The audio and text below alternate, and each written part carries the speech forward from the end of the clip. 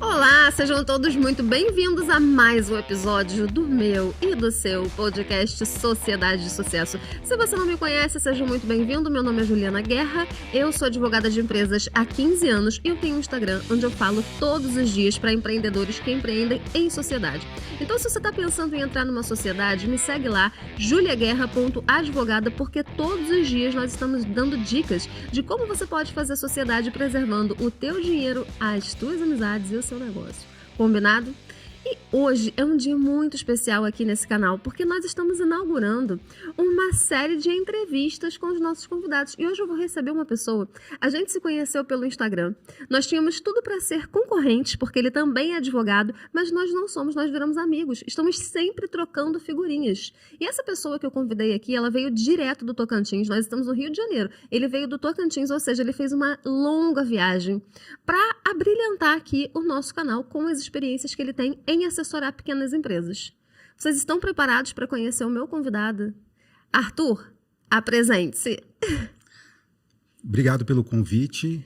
Meu nome é Arthur Aracaki, eu sou advogado e trabalho para empresas do ramo de consórcio. Eu auxilio desde o planejamento até o desenvolvimento dos negócios de consórcio. O Arthur só trabalha com pequenas e médias empresas. Muito obrigada, Arthur, por você ter aceito o convite. Muito legal essa troca que a gente já vem fazendo, né, no Instagram há tanto tempo. O Arthur também é meu aluno, porque ele também tem interesse em aprender a fazer sociedade preservando amizade, negócios e dinheiro, né, Arthur? Certamente. E o meu público, ele, né, precisa dessa expertise e a gente tem que buscar essas informações para ajudar, né, os meus clientes, os empresários do ramo. É isso aí. Eu brinco com o curso Sociedade de Sucesso, ele não é um curso para advogados, mas surpreendentemente muitos advogados fazem até com o objetivo de instruir os próprios clientes, porque essa parte de direito societário é muito curta na faculdade, né, Arthur? A gente não aprende. Na faculdade não tem um preparo nessa área, né? E, na realidade, na advocacia, o que a gente aplica é o que a gente aprende depois da faculdade, né? Não é antes. A prática é um pouco diferente do que a gente aprende na teoria. E assim, o direito societário, principalmente para pequenas empresas, ele depende muito dessa vivência. São as experiências que você vê do cotidiano. É totalmente diferente de você assessorar uma grande empresa que está ali, sabe, tem estatutos elaborados pelos melhores advogados. O pequeno empresário, ele é amador mesmo na hora de fazer negociação, na hora de chamar um sócio para trabalhar com ele, na hora de oferecer um serviço para o mercado. A gente estava até conversando sobre isso, né? Empresas que representações de consórcio. Muitas vezes a empresa quer vender de qualquer jeito, mas ela não tem aquele cuidado de ser transparente com o cliente. E as empresas, né, o prestador de serviço, ele está sujeito ao Código de Defesa do Consumidor. E o Código de Defesa do Consumidor é uma lei muito que a gente adora falar quando a gente está do lado de cá do lado de cá do balcão, né, na posição dos consumidores. Então, olha, o Código de Defesa do Consumidor não te autoriza a fazer isso aí comigo, não. Mas quando nós estamos do lado de lá, quando nós viramos empresários, quando nós vamos oferecer um serviço, vender um produto ao mercado, a gente esquece completamente que nós estamos sujeitos ao Código de Defesa do Consumidor. E isso traz pra gente um dever de transparência. Eu imagino que você encontra muito esse desafio, né, Arthur? Sim, muitos, né?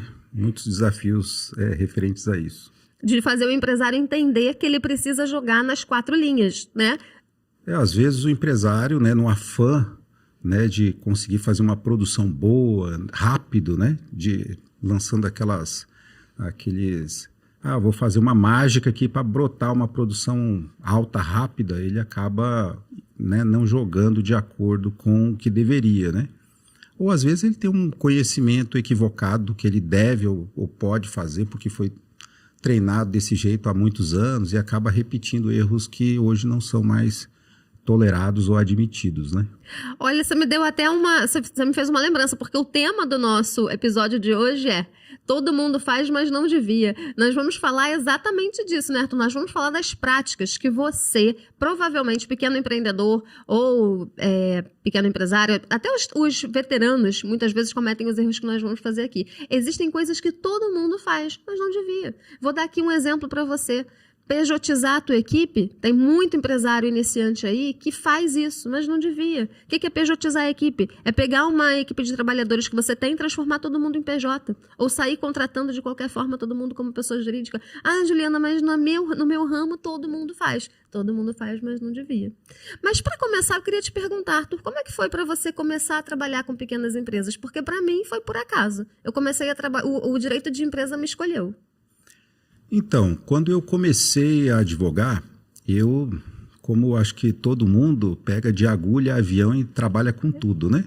Começa a distribuir cartão loucamente, e o que chegava na porta eu pegava e começava a trabalhar. E foi assim. E meu escritório cresceu de uma forma desordenada. E aí eu comecei a ter muito problema de gestão no escritório. E nessa época eu já atendia empresas de consórcio, como parte de alguns clientes. Aí, quando eu estava ali, né, arrancando meus cabelos, cuidando de tudo aquilo ali, de coisas diferentes, falei, eu preciso organizar isso aqui. Como que eu faço? Aí eu pensei, vou especializar só numa coisa. O que que eu faço que é diferente de todo mundo? Atender empresa de consórcio. Aí eu comecei a sair daquelas áreas que não eram o que eu queria, e comecei a me especializar, fazer apenas atendimentos para empresas de consórcio. E aí começou. Ah, então olha só, você acabou de mostrar pra gente que você é realmente um empreendedor. Você é um empresário. Além de empreendedor, você é empresário. Você sabe o que caracteriza a mentalidade do empreendedor? Porque assim, todos nós somos empreendedores porque empreender significa resolver. Então, à medida que todo mundo resolve problema, todo mundo é empreendedor. Então, imagina quantos problemas você teve que resolver para estar aqui hoje, só para estar aqui. Tenho certeza que você teve que resolver um monte de problema. Então, todo mundo é empreendedor. Agora, o que diferencia o empreendedor que vai realmente montar um negócio de sucesso de uma pessoa comum é que o empreendedor pensa de que forma ele pode resolver um problema dele, que é dele, e de que forma ele pode escalar aquela solução. Como é que ele pode resolver um problema de várias outras pessoas? Então, foi exatamente isso que você fez. Você tinha um problema de crescer o teu escritório, crescer a tua atividade. E de que forma você ia se diferenciar? Você criou uma solução. Você criou uma solução para um cliente e você percebeu que aquela solução era replicável para todas as empresas que trabalhavam naquele ramo. Ou seja, tá vendo como é que a gente se descobre empresário de sucesso? É assim. Poxa, eu resolvo esse problema aqui. Essa solução que eu criei é escalável. Dá para aplicar isso aqui para outras empresas. Então, vou começar a desenvolver uma comunicação que seja voltada para o público que tem esse problema. Foi isso que você fez. Exatamente. Se eu não tivesse feito isso, não tinha como crescer mais. Estava com...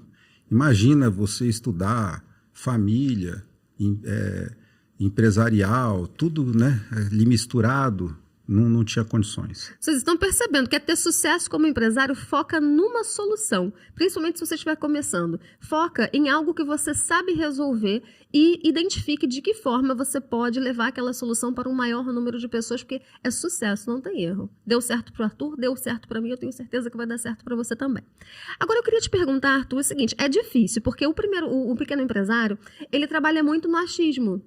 Ele acredita que as coisas são conforme uma realidade que ele cria na cabeça dele. Porque a maioria não quer investir contratando advogado, não quer nem entender. A pessoa cria uma fantasia realmente na cabeça dela, que o empreendedorismo funciona de um determinado jeito, ele acha que ele não precisa pagar imposto. Muita gente acha isso, né?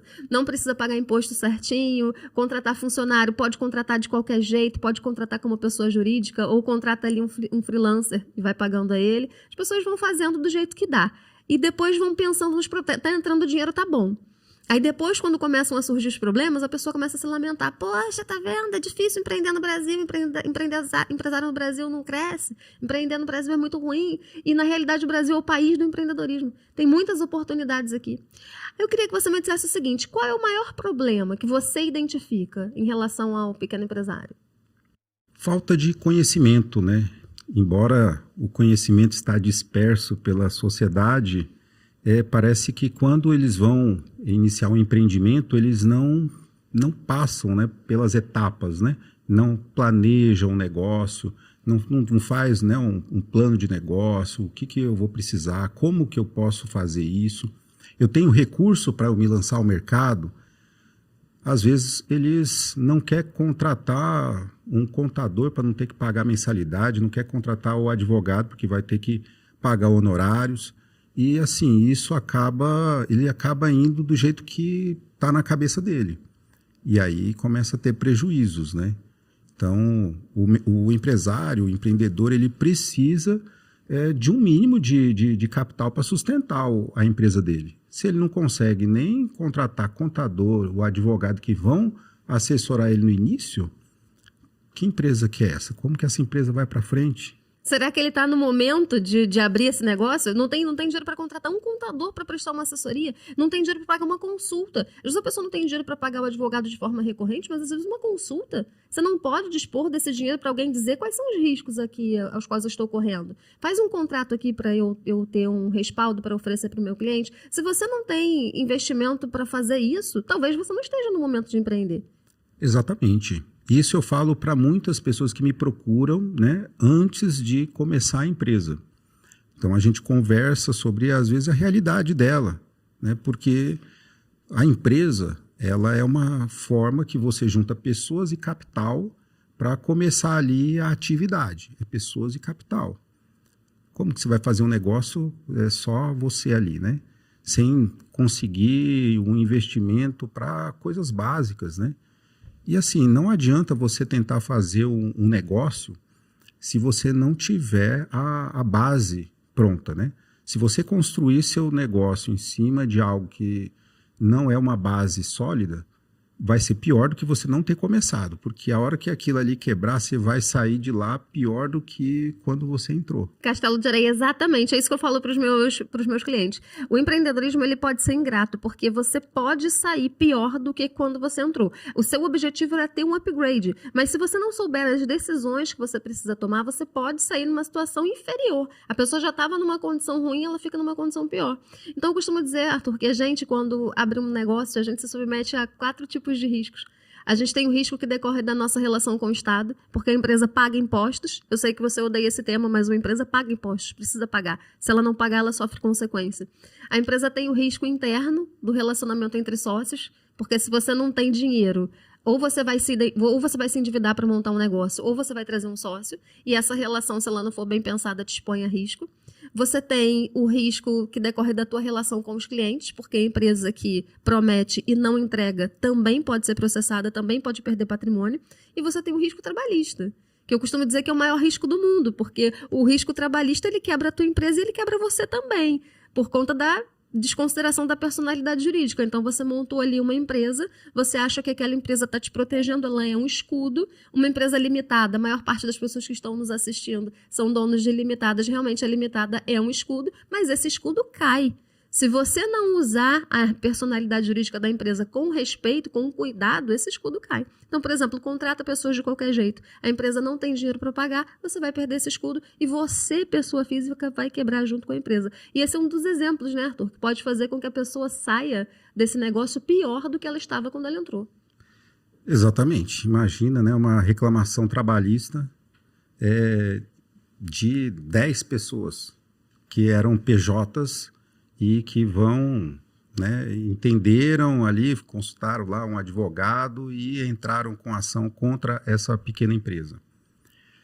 Vai sair ali decisões, ali, sentenças que vai condenar ele a pagar mais do que o faturamento dele do ano inteiro, em indenizações, ou seja, a empresa quebrou. Eu já tive atendendo pessoas que me procuraram e não contrataram, né, uma assessoria jurídica, não fizeram uma consulta jurídica antes de começar a empresa e falaram assim, não, eu vou começar a empresa, vou começar a fazer dinheiro e aí eu vou me estruturando aos poucos. Quando eu falo estruturando, está falando, né, eu vou contratar o advogado depois, o contador depois, Só que antes de chegar a isso aí, ela já estava sepultada, porque ela começou ali o pequeno negócio dela de qualquer jeito. Em 5 meses ela teve um problema pessoal com uma dessas contratadas e aí essa contratada botou fogo ali dentro da empresa dela, 5 reclamatórias que chegou lá no colo dela, quebrou a empresa dela, não tem condições. Caramba! Caramba! E olha que você trouxe uma frase muito legal, porque você falou que uma empresa ela é composta de capital e de pessoas. É exatamente isso. Nós precisamos saber fazer a gestão do dinheiro e a gestão das pessoas. Se você entender essa regra muito básica, você já entendeu muita coisa no jogo do empreendedorismo. E para você saber fazer a gestão do capital, você precisa de quê? Conhecimento. O empreendedorismo requer mais do que a gente tem para dar. Então, por exemplo, um advogado ele estuda para ser advogado, o médico estuda para ser médico, o engenheiro estuda para ser engenheiro, mas a gente não estuda para virar empreendedor. Então, se você não sabe, não aprende a gerir o capital, a sua empresa vai quebrar. E se você não aprende a gerir pessoas e fazer gestão de pessoas, passa pela análise dos riscos jurídicos. Porque todas as relações jurídicas que nós estabelecemos dentro da nossa empresa, elas trazem consequências. Inclusive, Arthur, isso é tão assim, é uma dor tão grande dos empresários, que eu criei um treinamento. As pessoas vinham para a Sociedade de Sucesso e elas percebiam que essa questão societária era apenas uma das dificuldades que elas tinham. Quando a gente fala de gestão de pessoas, direito societário, né, conflito societário, é gestão de pessoas. A gente está falando de problemas que envolvem ali as pessoas. Que elas começaram a demandar tanto que eu criei um outro treinamento, que é o PJ de Sucesso, que nós estamos lançando. E qual é o tema central do PJ de Sucesso? É exatamente como é que a gente pode fazer a gestão de uma equipe que muitas vezes a gente não tem como contratar de acordo com as normas da CLT. Porque nós, advogados, também não somos insensíveis ao drama dos empresários. Então, tem muita gente, principalmente donos de startups ou donos de pequenas empresas, negócios ainda muito embrionários que estão sendo testados no mercado, às vezes ele não tem realmente condição de contratar ali uma equipe vinculada à empresa de acordo com as normas da CLT. Então, ninguém é insensível a isso. O advogado entende esse drama. E o advogado também não vai dizer que é para você não contratar um autônomo. Ele não vai dizer que é para você não contratar alguém como pessoa jurídica, mas ele vai te ensinar a forma de fazer a gestão dessas pessoas dentro da empresa. A forma da gente gerenciar uma equipe composta por PJ é diferente da forma da gente gerenciar uma equipe composta por funcionários. Até tem isso engraçado, né, Arthur? Tem gente que fala funcionário PJ. Mistura uma coisa com a outra, né? Funcionário PJ não existe, gente. Ou é funcionário ou é PJ. Arthur, a gente trocou muito essa semana no Instagram, porque eu estou fazendo a divulgação do treinamento, e você trouxe uma série de práticas que você vê no teu cotidiano. Você consegue trazer para a gente assim, algumas histórias de pessoas que fazem tudo errado nessa parte de gestão de pessoas? Empresários, né, que fazem tudo errado nessa parte. Por exemplo, nessa área, né, de contratação de PJ, né, algumas empresas contratam ali os PJs para prestar o serviço para eles e aí trata o PJ como se fosse um funcionário da casa. Aí, quando você, né, chega ali o problema que você vai observar, tinha lá, por exemplo, o WhatsApp, o patrão cobrando do PJ pontualidade. Olha, já é 8h10, se você não chegar em 5 minutos, você pode voltar porque você não vai trabalhar hoje, você está suspenso hoje. Sendo que era um PJ... Seu cliente fez isso, Arthur? Fez isso. Mas ele escreveu por mensagem, que é para deixar bastante prova? Isso, exatamente. Isso para ficar bem caprichado, ele fez questão de mandar no WhatsApp. E assim, não é um caso isolado, isso que é complicado, não é um caso isolado. Isso porque... né, a gente, na nossa assessoria com as empresas, a gente bate muito nisso para que eles, olha, não faz assim, a gestão que você faz do trabalho dos PJs, ele não pode passar por esses requisitos lá da CLT, você tem que fazer de outra forma, mas aí às vezes você pega alguns ainda fazendo dessa forma. Teve um caso, por exemplo, que eles tinham lá um escritório onde os PJs, né, atendiam clientes, e ele colocou lá, tinha um quadro, e no processo ele tirou foto do quadro, e lá no quadro tinha o dia que cada um era responsável por organizar o ambiente ali do escritório. Ah, não acredito. Aí, como que eu faço para isso ser uma relação de PJ? Cai até uma lagriminha do olho do advogado. Gente, ele deixou um quadro. Mas era um quadro, Arthur? Tinha um quadro, né? Um quadro tamanho de 1:4, né? Em negrito, com os dias que cada um tinha que organizar ali o escritório. Por que choras, advogada trabalhista? Você vai ganhar tanto dinheiro. Olha só, gente, isso não pode, porque imagina um quadro, está acessível ali para qualquer funcionário tirar foto. Você sabe o que isso significa? Subordinação. Quando você determina as condições nas quais um serviço vai ser prestado, você está subordinando esse funcionário. E a subordinação é um dos elementos da relação de emprego. Arthur, como é que a gente faz para ensinar isso para o pequeno empresário? Então, no nosso trabalho, né, o jurídico, eu não sou o advogado que fica falando não para tudo. Eu não sou assim. Meu trabalho, eu faço consultoria, eu vou na empresa, faço workshop com a força de vendas para ajudar, faço treinamento com o próprio empresário para que ele saiba o que ele pode fazer, o que ele não deve fazer, para tentar colocar na cabeça desse empresário que ele não é mais aquele funcionário. Ele tem que virar a chave. A partir do momento que ele tem um CNPJ, esquece ele, CPF, ele pessoa física, esquece isso. A partir daqui, a realidade é outra. Você tem que fazer dessa forma, se portar dessa forma. Gestão de pessoas é algo que a maioria dos empresários pecam. Eles não sabem cuidar das pessoas e aí acaba gerando um problema, né, grave, né, trabalhista no caso. Então, a gente tenta conscientizar e mostrar instrumentos que eles podem usar para minimizar o risco das empresas. Exato, esse inclusive é o foco do PJ de Sucesso. Eu trago instrumentos, eu ensino a regra do jogo. Olha, como é que você sabe se você pode ter... A primeira coisa que a gente precisa entender, não é sempre que nós temos uma equipe composta por pessoas que podem ser terceirizadas. Muitas vezes a gente precisa do exercício de funções que não admitem essa terceirização. Então, a primeira coisa que a gente vai aprender a fazer no PJ de Sucesso é identificar quais são os elementos de uma relação de emprego para que, consequentemente, você possa identificar se você está diante de uma relação que pode ser, de uma função que pode ser terceirizada ou não. No momento em que você identifica que essa função pode ser terceirizada, você vai aprender a regra do jogo. Como é que você faz a gestão de modo que você diminua esse risco e como é que você faz contrato? Porque contrato é fundamental também, né, Arthur? No mínimo. Sim, porque a presunção é que era um funcionário, né? Então, se você nem um contrato você não tem, você nem começa o jogo, né?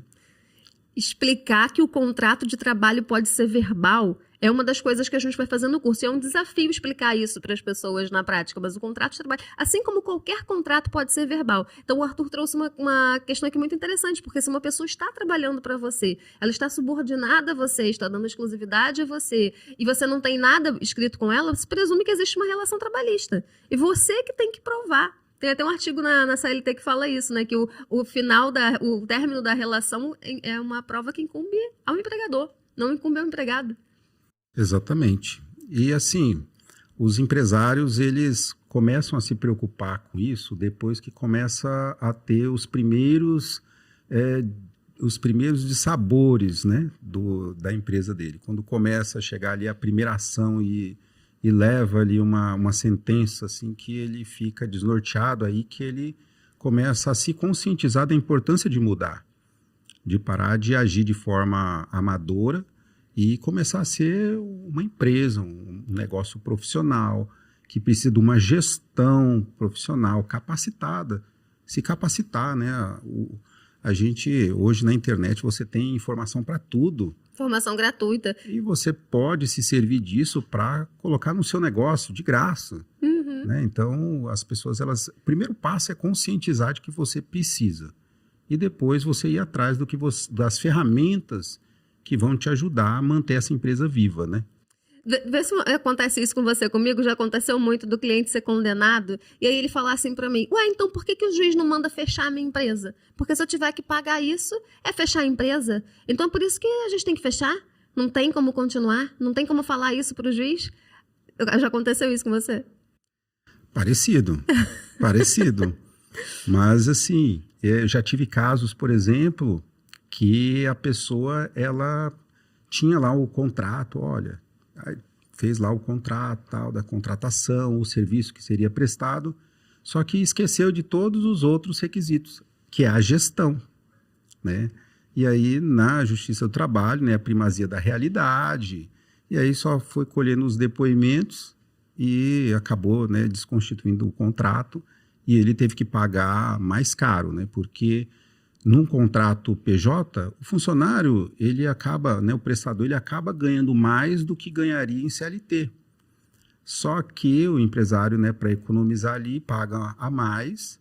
Só que quando sofre o risco trabalhista se concretiza, ele acaba pagando tudo isso sobre um montante maior, né?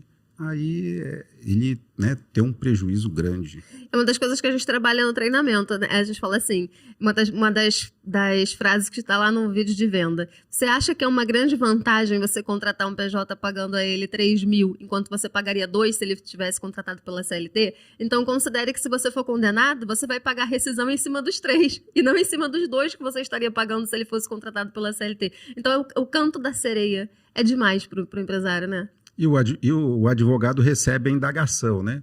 Para que eu fiz contrato se eu acabei sendo condenado do mesmo jeito? Pois é. O X da questão não era, o contrato era um início que você tinha, né? Mas que você não deu prosseguimento. Você fez a contratação correto, mas você fez a gestão como se funcionário fosse. Exatamente. Até na Sociedade de Sucesso eu falo isso. Contrato, gente, não salva relação ruim, não. Se você desenhou uma relação jurídica da forma que você não poderia desenhar, você pode ter um contrato maravilhoso, principalmente quando nós estamos diante de uma relação assimétrica. Então, o que é uma relação assimétrica? Tem alguém, a relação de trabalho dentro da sua empresa. Você é o dono do capital, a sua equipe está te oferecendo a força de trabalho. Então, uma pessoa está numa condição inferior à outra, em termos de conhecimento, em termos de capital. Então, a tua equipe vai se submeter à regra que você determinar que ela cumpra. E isso aí, na Justiça do Trabalho, vai ser interpretado como o funcionário sendo a parte mais vulnerável. Então, não importa o lindo instrumento que você pagou para o seu advogado fazer. Se na realidade, se na prática, ele era tratado como funcionário, ele, por ser uma parte vulnerável, não tinha condição de entender aquilo que ele estava assinando no momento em que ele assinou o teu lindo contrato, e a sua empresa vai ser condenada. Mas, Arthur, eu queria que você me contasse agora, você me falasse um pouco da sua experiência, do seu ramo de atividade. O Arthur, ele trabalha para empresas do ramo de consórcio. Então, existem muitas representações de consórcio espalhadas no país e essas empresas, principalmente quando elas são geridas por empresários iniciantes, elas falham muito. Porque imagina, eu tenho gurus do marketing digital, que são especialistas no mercado financeiro, que eles tacam muita pedra em consórcio. E hoje todo mundo fica na internet, né, Arthur? É YouTube o tempo todo, a gente fica absorvendo esse tipo de informação. E aí as empresas, no afã de venderem, de aumentar as vendas, de vender a qualquer custo, elas vão fazendo às vezes promessas que não deveriam ser feitas. Elas não estão assessoradas por um bom advogado, elas não entendem aquilo que elas podem prometer, aquilo que elas não podem prometer, e por não conseguirem ter essa transparência na hora de captar esse cliente, elas acabam perdendo venda. Vende muito menos do que poderia vender, porque não consegue mostrar, olha, a regra do jogo do consórcio funciona assim. Você vai pagar, o consórcio, a gente estava conversando isso antes, né? Eu achei lindo. Ele se fundamenta no princípio da solidariedade. Então, várias pessoas contribuem dentro de um fundo para que todo mundo possa atingir um objetivo comum. Então, se você entender isso, você vai entender por que a gente paga a taxa administrativa, por que a gente precisa esperar ser contemplado. E o trabalho do Arthur, ele envolve tudo isso. Ele oferece palestra, ele oferece treinamento para esse tipo de empresa, de modo que ele transforma a equipe numa equipe muito mais preparada para vender. Né, Arthur? Sim, quando a sua força de vendas ela está segura do que ela pode fazer, ela é como se você falasse assim, olha, daqui até ali você pode correr a 200 por hora. Então, ele vai com segurança, né? E é o que a gente procura transmitir. Nos treinamentos que nós fazemos com a equipe, nós conseguimos, né, ajudar a força de vendas a elas entenderem aonde está o risco jurídico e aonde eles podem correr, onde ele pode acelerar e aonde ele deve passar longe. Então, esse é o nosso objetivo. Né? Nosso objetivo, quando a gente faz uma assessoria, não é ficar travando, é falar assim, olha, aqui você pode ir, aqui não, mas aqui ó, pode acelerar. Acelera aí, pode arrochar a venda, aqui você pode estar limpo. Então, assim, o nosso objetivo é fazer as empresas se desenvolverem, crescerem com o menor risco possível. Entendi. Então, assim, basicamente você mostra para a equipe de vendas como é que ela pode tornar o consórcio algo atrativo. Porque, gente, consórcio é um negócio jurídico com risco zero. A gente pode dizer que é risco zero. Sim, porque no Brasil todas as administradoras de consórcio, todas as administradoras de consórcio, elas têm que ser autorizadas pelo Banco Central do Brasil. E para ser autorizado pelo Banco Central do Brasil, tem todos os requisitos, passam por auditorias frequentes. Então a saúde financeira dos grupos de consórcio, ela tem que estar impecável. E isso garante que todas as pessoas que aderem aos grupos de consórcio, elas serão contempladas. Então, toda essa segurança jurídica, regulatória que existe por trás do negócio consórcio, ele faz com que o consórcio seja um instrumento altamente seguro, né, para a população em geral. E diria assim que é o instrumento mais democrático que tem de acesso ao mercado de bens e consumo, é o consórcio. Financiamento não empresta para todo mundo. E o consórcio não, o consórcio ele é muito democrático para quem é de classes menos privilegiadas, acessar o mercado de bens e consumo, ele consegue o financiamento? Não. Mas no consórcio ele pode. Ele vai pagando, ele acessa o mercado de bens e serviços de uma forma mais democrática. Então, o consórcio é fantástico, né? A minha família sempre usou consórcio para comprar coisas. Olha, vocês estão entendendo que o trabalho do Arthur é fazer a tua empresa vender mais. Né? Você está pensando que advogado é gasto? O trabalho do Arthur é investimento, porque eu estou terminando essa entrevista convencida de que eu tenho que fazer um consórcio quando eu sair daqui. Não perca a chance. O mercado de consórcio é para todo mundo que quer comprar alguma coisa, tem um projeto de vida, que quer planejar o futuro, o consórcio é para todo mundo. Você vê como a nossa atividade é relevante, né, Arthur? Nós somos a verdadeira resistência. Eu costumo falar que o advogado, ele é a verdadeira resistência, porque muitas vezes é uma profissão que as pessoas não valorizam, as pessoas não consideram como investimento, consideram como gasto, e ainda assim nós estamos sempre a postos para ajudar quem se dispõe a solicitar o nosso conhecimento, né? É o nosso juramento, né? Lá da advocacia, é o nosso objetivo, o objetivo, né, profissional, é a gente contribuir com o nicho que a gente se propôs a atuar, né? É isso aí. Então, a gente está aí para ajudar os empresários e simpatizantes do mercado de consórcio para que eles possam, né, fazer seu trabalho da melhor forma possível, com o melhor risco, deixar os clientes satisfeitos, né, todo mundo contemplado, sorrindo, o consórcio trazer, né, alegria aí para as famílias, e é o que a gente procura fazer. E por falar em contribuição, Arthur, eu quero te agradecer muito por você ter topado vir aqui para a gente fazer esse bate-bola. Foi muito legal, adorei estar aqui com você. E vocês sabem que contribuição é um dos meus valores pessoais, tanto que lá no meu perfil eu estou todos os dias contribuindo de forma gratuita. O perfil está lá, juliaguerra.advogada, tenho certeza que você não vai se arrepender. Arthur, qual é o teu endereço? Qual é o teu Instagram? É Aracaque_Arthur. Nós vamos deixar aqui embaixo, Aracaque_Arthur. Também tenho certeza que você não vai se arrepender, principalmente se você for um empresário, um empreendedor ou um simpatizante. Todos os dias eu dou bom dia para o meu público falando, bom dia empresários, empreendedores e simpatizantes. Quem é o simpatizante? É aquela pessoa que ainda não está empreendendo, mas pensa em alguém que tem uma vontade danada de empreender e mudar a vida da família. Então, esse é o teu caso? Então você é o simpatizante, vem se juntar a nós, vem se juntar ao lado bom da força, né, Arthur? Isso mesmo. Aqui é sempre o lado bom da força, nunca é o lado ruim da força. Muito obrigada pela sua audiência. Nós, em breve, voltaremos com mais um episódio, mais um convidado que vai estar aqui, trazendo pra gente ou a experiência dele como advogado, ou a experiência dele como um empresário que já deu algumas cabeçadas, mas está na construção, está no caminho de construir uma vida de sucesso. Um caminho, né, para construir uma empresa de sucesso. Então, espero você aqui. Até o próximo episódio. Arthur, muito obrigada mais uma vez. Obrigado pelo convite, foi um prazer. A gente se vê. Tchau, tchau.